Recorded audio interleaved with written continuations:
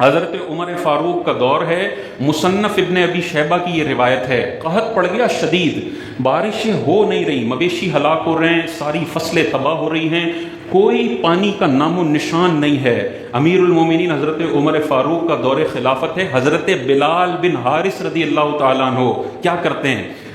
تاجدار کائنات کی قبر انور پر آتے ہیں اور عرض گزار ہوتے ہیں، یا رسول اللہ اپنی امت کے لیے بارش کی دعا کر دیجئے، آپ کی امت ہلاک ہو رہی ہے۔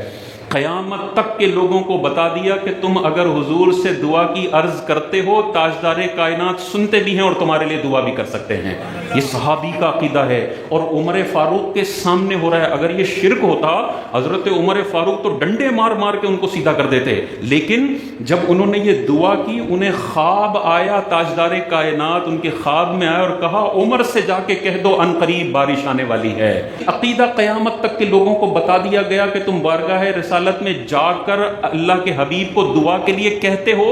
دعا ہوگی بھی اور اللہ تعالیٰ جلدی تمہاری مشکلوں کو حل بھی فرمائے گا۔ اسی طرح دیکھیں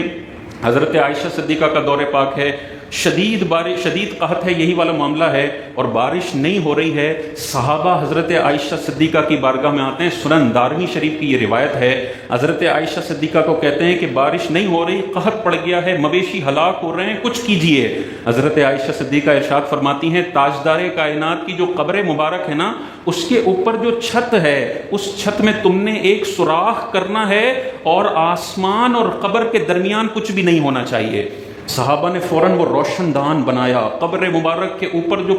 پتوں سے جو بنی ہوتی ہے نا، اس میں سوراخ کیا اور پورا قبر اور آسمان کے درمیان کچھ بھی نہیں تھا۔ روایتوں میں آتا ہے کہ جیسے یہ معاملہ ہوا کہ قبر اور آسمان میں کوئی فرق نہیں تھا، اتنی کثیر بارش ہوئی کہ سبز گھاس اگ آئی اور اونٹ گوشت سے بھر کر موٹے موٹے ہو گئے۔